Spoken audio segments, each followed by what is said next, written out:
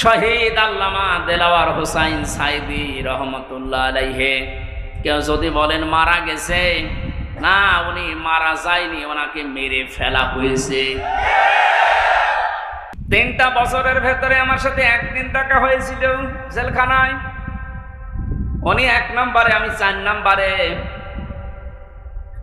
বহু কথা ওই 10 মিনিটের ভেতর আমাকে শুনিয়েছিল। সব চাইতে আশ্চর্য, যেদিন ওনাকে হাসপাতালে নিয়ে আসার জন্য সই নিয়েছে, ওই দিন ওনাকে ধোঁকা দিয়ে বোকা বানিয়েছে জেলার আর সুপার, এখন যারা স্বীকার করছে। ওনাকে এটা জানিয়েছে যে আপনি মুক্ত হয়ে যাবেন।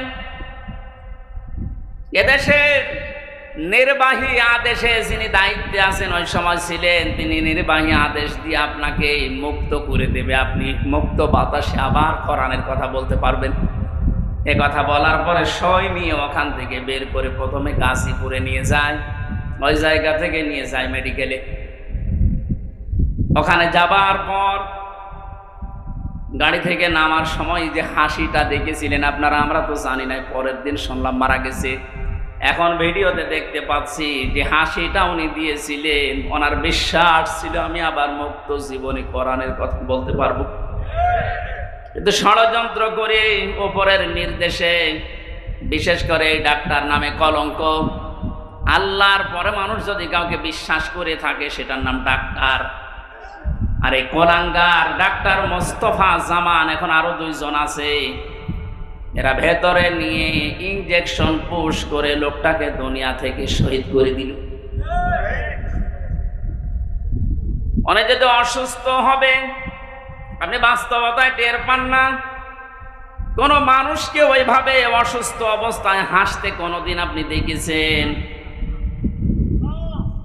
সুতরাং উনি মারা গিয়েছে কখনো না, আমি বিশ্বাসও করি না, কোনোদিন বলিও না। উনি শাহাদতের মর্যাদা পেয়েছেন, কারণ সারা জীবন ওনার মোনাজাত ছিল আল্লাহুম্মা ইন্নী আসআলুকা শাহাদাতান ফি সাবিলিক। হে আল্লাহ, আমার সাধারণভাবে মরণ দিও না, মরণ দিলে তুমি শাহাদতের মরণ দিও। বহু মানুষকে হাসপাতালে আমি এই জেলখানার গেট দিয়ে বের হয়ে যেতে দেখেছি, সেলের ভেতরেই হয়তো মারা গেছে, কিন্তু নিয়ে যে প্রচার করে যে উনি মারা গেছে চিকিৎসাধীন অবস্থায়, অথচ জেলের ভেতরে মরে যায় অনেকে।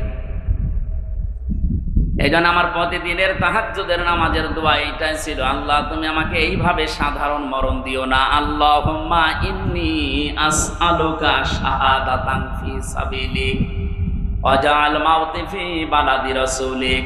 হযরত ওমর এই দোয়া করতেন।